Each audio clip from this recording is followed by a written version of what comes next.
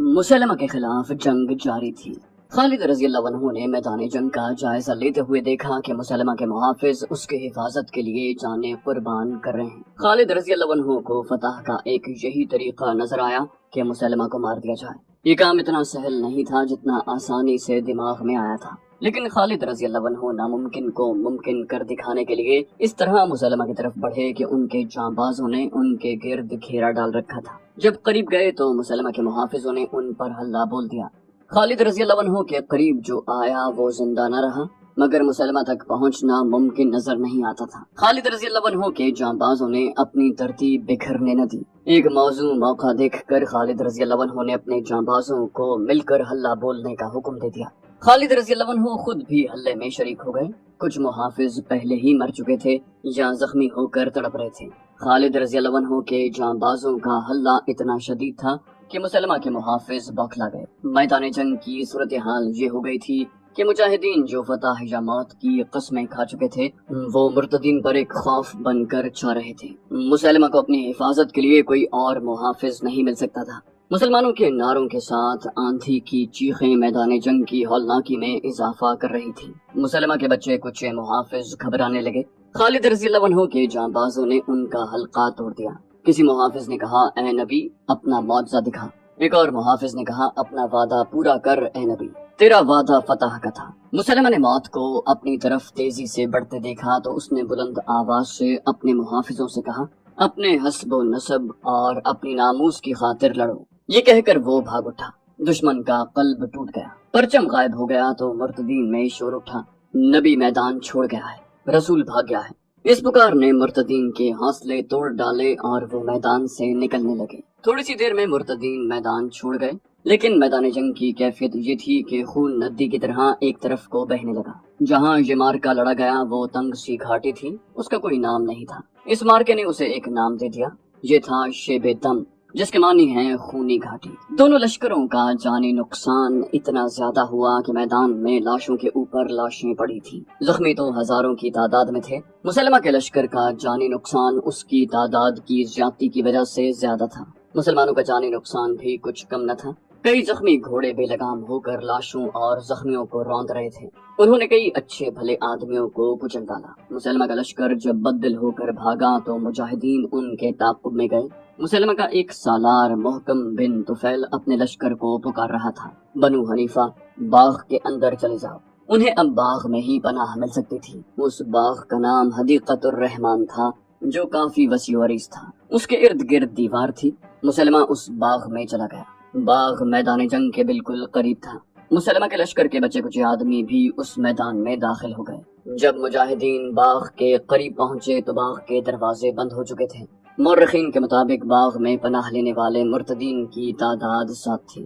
खालिद रज़ी अल्लाह अन्हु घोड़ा दौड़ाते बाग के इर्द गिर्द घूम गए। उन्हें अंदर जाने का कोई रास्ता नजर न आया, लेकिन अंदर जाना जरूरी था। मुसलमा को कत्ल करना था कि ये फितना हमेशा के लिए खत्म हो जाए। अल्लाह के एक मुजाहिद बरा बिन मालिक रज़ी अल्लाह अन्हु आगे बढ़े और बोले, मुझे उठा के दीवार के अंदर फेंक दो, खुदा की कसम मैं दरवाजा खोल दूंगा। बरा बिन मालिक सहाबा कराम में खुसूसी दर्जा रखते थे। किसी ने भी ये गवारा न किया कि उन्हें बाग के अंदर फेंक दिया जाए, लेकिन उन्होंने इतना ज्यादा इसरार किया कि 2-3 मुजाहिदीन ने उन्हें अपने कंधों पर खड़ा कर दिया और वो दीवार पर जाकर बाग में कूद गए।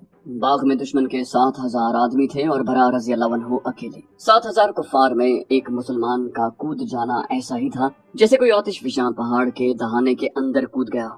बरा रज़ी अल्लाह अन्हु सरापा इश्क थे और जो आतिश नमरूद में कूद गए। उन्होंने बाग का दरवाजा अंदर से खोलने का बेहद खतरनाक काम किसी के हुक्म के बगैर अपने जिम्मे ले लिया। उन्होंने दरवाजे के करीब से दीवार फांदी। 7,000 बनु हनीफा जो बाग के अंदर चले गए थे और जिन्होंने दरवाजा बंद कर लिया था, अभी तक अफरा तफरी के आलम में थे। उन्हें मालूम था कि मुसलमान उनके ताक़ुब में आ गए हैं और उन्होंने बाग को मुहासरे में ले लिया है, लेकिन वो ये सोच भी नहीं सकते थे कि कोई मुसलमान अकेला दीवार फांद कर अंदर आने की जुर्रत कर सकता है। किसी ने बड़ी बुलंद आवाज में कहा, वो कौन है? वो दरवाजा खोल रहा है, काट दो उसे। कोई मुर्तद ललकारा, गर्दन मार दो। एक और ने कहा, पकड़ लो, मार डालो। एक शोर उठ गया। बेशुमार मुर्तदीन तलवारें और बर्छियां ताने बरा बिन मालिक रज़ी अल्लाह अन्हु की तरफ दौड़े। बरा रज़ी अल्लाह अन्हु अभी दरवाजा खोल नहीं सके थे।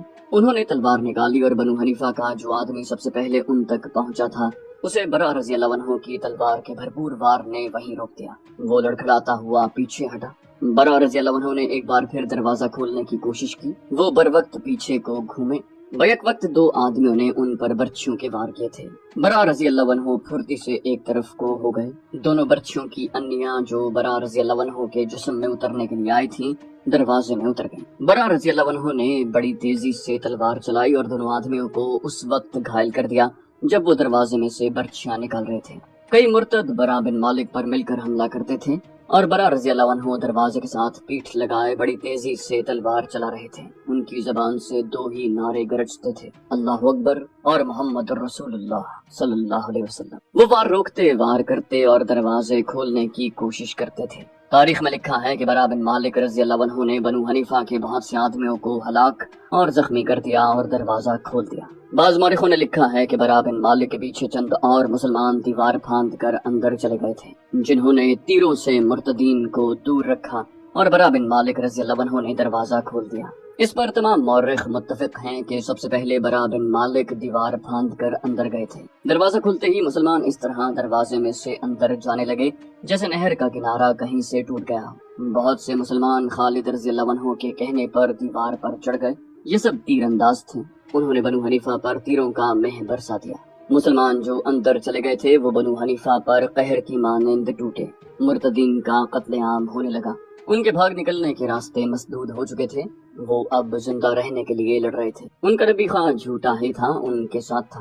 اس کی للکار سنائی دے رہی تھی اور وہ بڑی بے جگری سے لڑ رہے تھے۔ مرتدین کی تعداد بہت زیادہ تھی جو بڑی تیزی سے کم ہوتی جا رہی تھی۔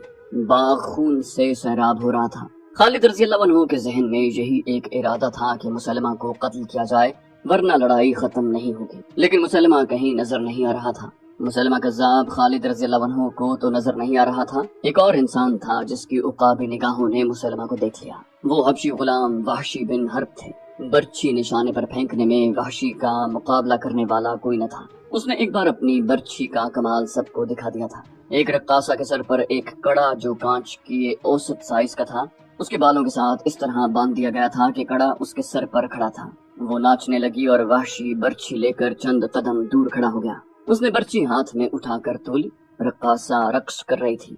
جو ہی رقاصہ موزوں زاویے پر آئی، وحشی نے تاک کر برچھی پھینکی۔ برچھی رقاصہ کے سر پر کھڑے کڑے میں سے گزر گئی۔ جنگ احد میں وحشی بن حرب نے رسول اللہ صلی اللہ علیہ وسلم کے چچا حمزہ رضی اللہ عنہ کو اسی طرح برچھی پھینک کر شہید کیا اور ابو سفیان کی بیوی ہند سے انعام وصول کیا۔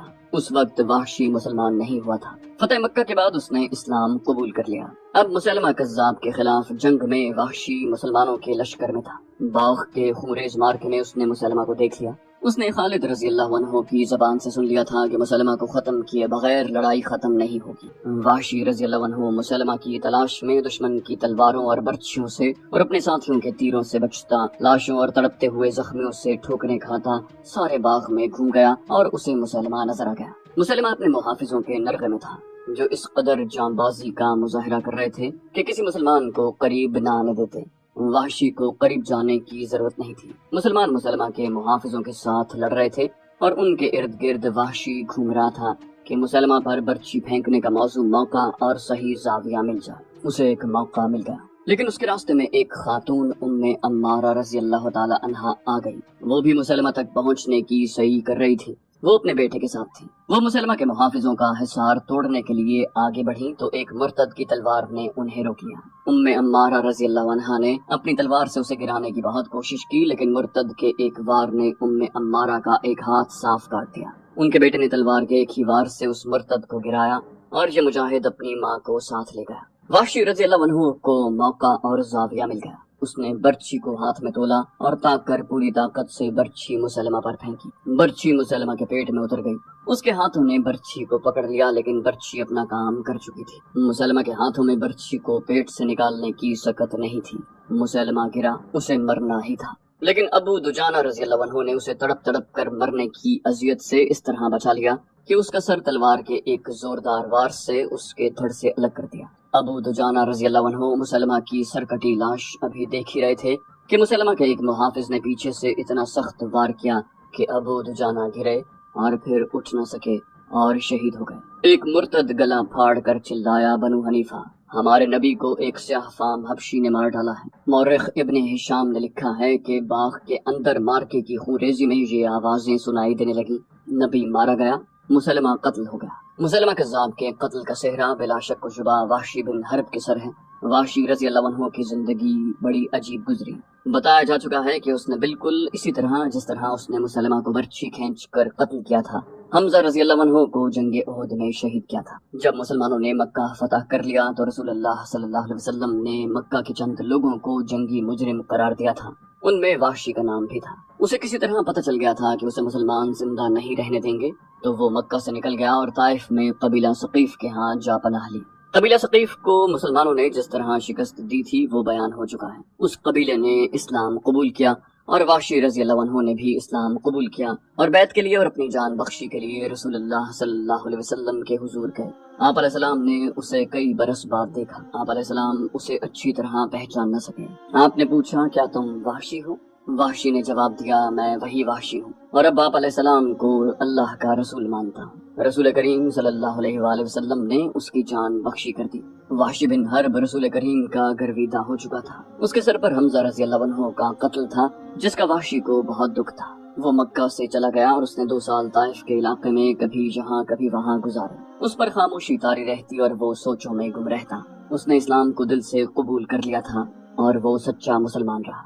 2 سال بعد اپنے بے چین ضمیر کو مطمئن کرنے کے لیے وہ اسلامی لشکر میں شامل ہو گیا اور اس نے خالد رضی اللہ عنہ کے دستوں میں رہنا پسند کیا۔ یمامہ کی جنگ میں اسے پتہ چلا کہ خالد رضی اللہ عنہ مسلمہ کو ہلاک کرنے کی کوشش میں ہے۔ یہ فرض اس نے اپنے ذمہ لیا اور فرض پورا کر دیا۔ اس کے بعد وحشی خالد رضی اللہ عنہ کے دستوں میں رہا اور کئی لڑائیوں میں اس نے بہادری کے جوہر دکھائے۔ شام کی فتح کے بعد وہ اسلامی لشکر سے الگ ہو کر حمص میں گوشہ نشین ہو گیا۔ مورخوں نے لکھا ہے کہ ایسے معلوم ہوتا تھا جیسے حمزہ رضی اللہ عنہ کا قتل بہت بڑا گناہ بن کر اس کے ضمیر پر سوار ہو گیا ہو۔